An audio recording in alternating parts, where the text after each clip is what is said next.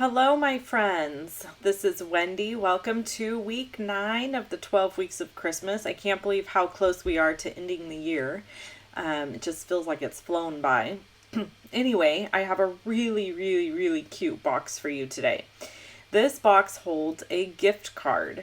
Now, this gift card is just a regular old size gift card. It slips right in. You could stick money in here. You could even, there's plenty of room. You could stick a little pack of gum or something else fun. I'm using tailored tag punch and the 1 3/4 inch circle punch. I've got some Stampin' Blends, Poppy Parade, Granny Apple Green, Pumpkin Pie, and Soft Suede. And I've got the Santa's Workshop Designer Series paper. We are going to start out by scoring at a 1/2 inch, and then we're going to flip the cardstock or the paper all the way around to the other side. And then you're going to score at 2 3/4 of an inch, move it over and score at 3 1/4 of an inch. And then we're going to move it all the way down and score at 5 1/2. Then we're going to go on the short side and we're going to score at a 1/2 inch, flip it all the way around. And then from the end, you need to score at 4 inches. Now here I screwed up and scored at 3 1/2. So you're going to see a different size box here, but we're going to go with it.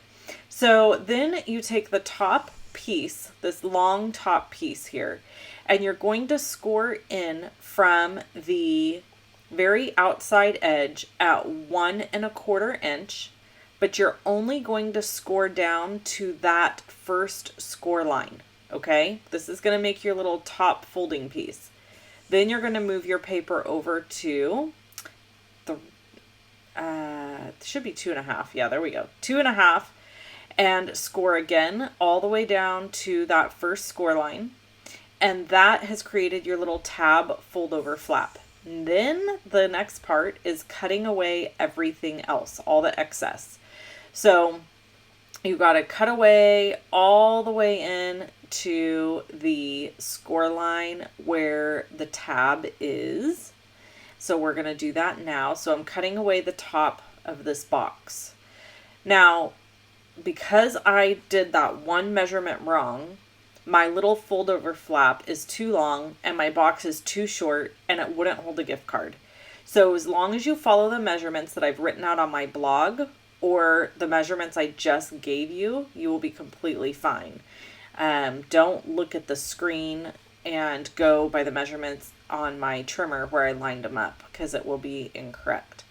So I'm lining this up at the 1/2 inch mark and scoring so that it will fold over the box. All right, now we got to fold on all the score lines. And then we're going to do some more trimming with our paper snips on the bottom to make the bottom of this box. And this is the side of the box. So we're going to trim away this little square corner piece here, because we really don't need 2. We only need 1, and there's one on the other side.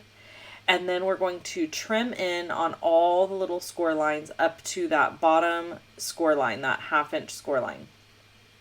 Now, if you've never created a box and you don't know really the, let's see, how do I want to call it? Rhythm? I kind of want to say rhythm. If you don't kind of know the idea of how boxes fold together, this could be a more challenging box for you because it's got that weird little flappy do at the top. And you'll see why it's got the little flappy do. That's what closes the box. But it is not the easiest box to make. Okay? So I want to warn you of that. So if you struggle with this a little bit, that's okay, because it was a little difficult for me. So I want to tell you the little story behind this. I went to Orlando at the beginning of November for Stampin' Up's big on-stage event. And when I went, I stopped at a Starbucks in the Sacramento airport and I needed gum desperately. So I grabbed a pack of gum, and it was in this really adorable little cardboard box that kind of had this little fold over closure, and the gum slid in and out of the top when you open the closure. I loved the box. And so I was like, I'm keeping this box and I'm going to deconstruct it and I'm going to figure out how to make it. So that is where the inspiration for this box came from. I deconstructed a gum box from Starbucks and then reconstructed it using beautiful paper. And I do want to mention that I didn't even realize a gift card would fit in it. I didn't care if anything fit in it. I just wanted to make the cute box. So yay that a gift card fits in it, right? Because we all could use gift cards, or gift card holders. We could all use gift cards too, now that I'm talking about it. All right, we've got Poppy Parade ink, and we're going to use Winter Cheer Sentiment, stamp that down, and then we're going to use the Taylor Tag Punch to do a really fun little trick. Now, I showed this trick on my Instagram and my Facebook in a little 30-second video, but check this out.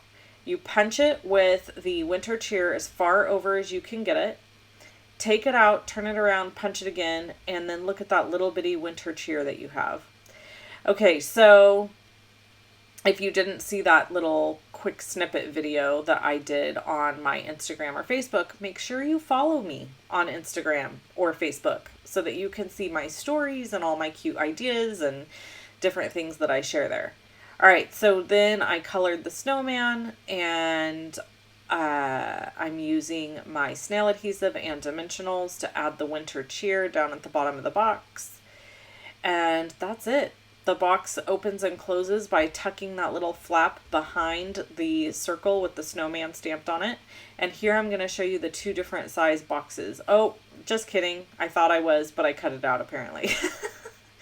All right. Thanks so much for hanging out with me. Click either one of these images to watch another 12 weeks video, and click the circle with my face in it to subscribe to my channel. And I will be back with you again soon. Talk to you later. Bye-bye.